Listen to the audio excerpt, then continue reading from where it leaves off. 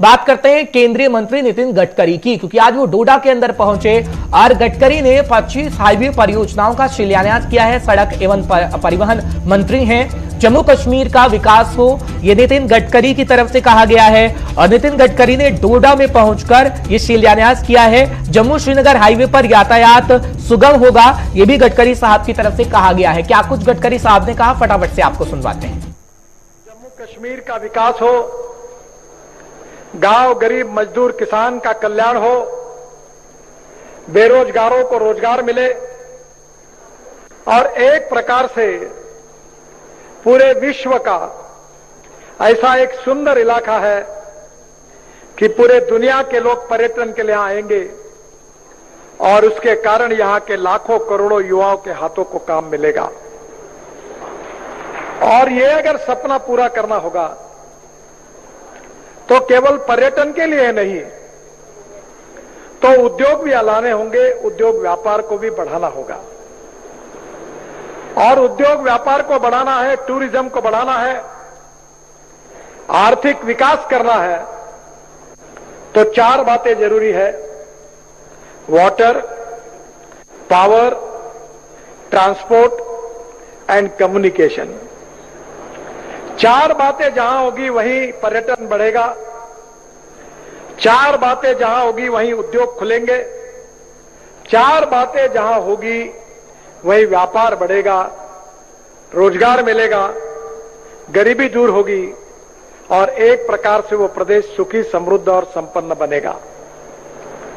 और इसलिए जो रोड मैप जम्मू कश्मीर का बनाया गया है, ये जम्मू कश्मीर को समृद्ध और संपन्न बनाने के लिए, यहां की गरीबी, भूखमरी और बेरोजगारी से जनता को मुक्ति देने के लिए जो संकल्प नरेंद्र मोदी जी के नेतृत्व में हमारी सरकार ने किया है, उसके अनुरूप हम सतत काम कर रहे हैं। जम्मू तो फिलहाल आपने सुना नितिन गडकरी साहब को। वसीम गट्टू हमारे साथ लाइव जुड़ रहे हैं। पूरे दिन खबर पर उनकी नजर बनी हुई थी और इस वक्त भी वो वहीं पर मौजूद हैं। वसीम, क्या जानकारी आपके पास भी है, कितनी तादाद में लोग मौजूद थे, लोगों का कितना हुजूम था? क्योंकि लोग गडकरी साहब को सुनना चाहते थे।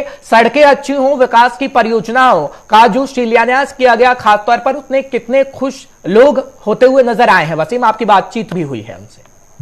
जी हर्ष, मैं आपको बताना चाहूंगा, मेरे ठीक पीछे आप देख सकते हैं कि सिटिंग अरेंजमेंट किस तरह का रखा गया था। बड़ा एक डिसिप्लिन यहाँ पे मौजूद था और जिस तरह से हम देख रहे थे कोविड की जिस तरह से जो गाइडलाइंस आई थी उनको भी मद्देनजर रखा गया था। बड़ी बात इसमें यह देखने को मिली, जिस तरह से आपको बताऊं कि इसमें पार्टी को लेके बात नहीं हो रही थी, इसमें अलग अलग पार्टीज के लोग आए थे और जो बात सुनने के लिए यहाँ पे आए थे।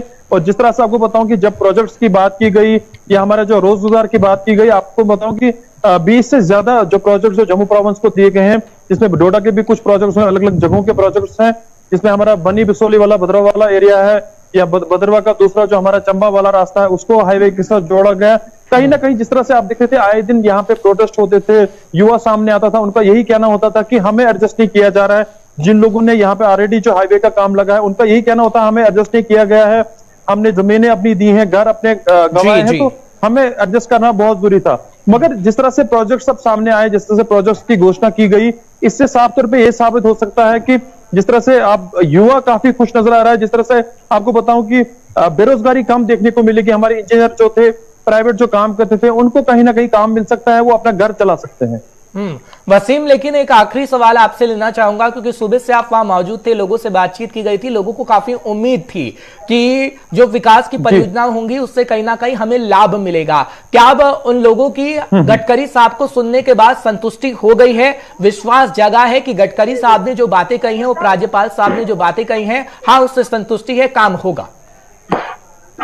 जी बिल्कुल, देखिए मैं आपको बताऊं कि कुछ लोगों के गिले भी सुनने पड़े आज। जिस तरह से आपको बताऊं कि डोडा से एक हिली एरिया माना जाता है, देसा का इलाका, वहां की बात की गई और वहां का उन लोगों का आज भी कहना था कि 21वीं सदी में हमें रास्ता प्रॉपर तरीके से पूरे इलाके के अंदर नहीं पहुंचा है, बिजली नहीं पहुंची है, सड़क नहीं पहुंची है, तो कहीं ना कहीं उन लोगों के गिले हमको सुनने को मिले। जिस तरह से उन्होंने बताया कि उम्मीद यही कर सकते हैं कि आगे जो है हमारी बात भी रखी जाएगी, जो हमारे यहाँ के मंत्री हैं, यहाँ जो भी सेंटर के मंत्री वो इस बात को सुनेंगे और वो मिलने की कोशिश भी पूरी करेंगे।